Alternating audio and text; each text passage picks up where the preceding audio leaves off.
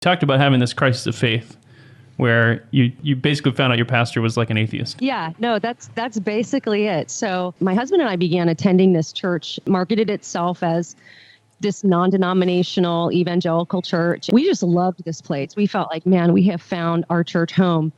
And so after we were attending for about 8 months, the pastor invited me to be a part of a smaller study and discussion group. In one of the first, it may have even been the first class, the pastor said, he just like announced, I'm an agnostic. And he called himself a hopeful agnostic. But it was really jarring. And I remember being really uncomfortable after that first meeting. But yeah, as the class went on, he was not kidding. I mean, everything I'd ever believed about God and Jesus and the Bible was basically deconstructed, explained away.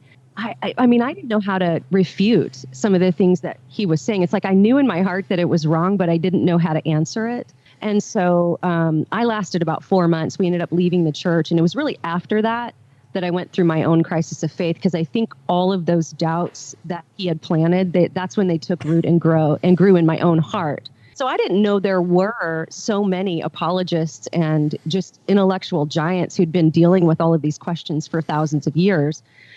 But I just remember a darkest moment. I remember just kind of crying out to God as a last-ditch effort, like, God, if you're real, then you have to show up. You've got to give me something. And so God answered my prayer when I was just kind of fiddling with the radio one day in the car, and I heard a man on a college campus, and he was answering questions from skeptical college students. Every question they were asking was almost in order the objections that the pastor had brought about in the class. And so that's when I discovered this wide world of apologetics.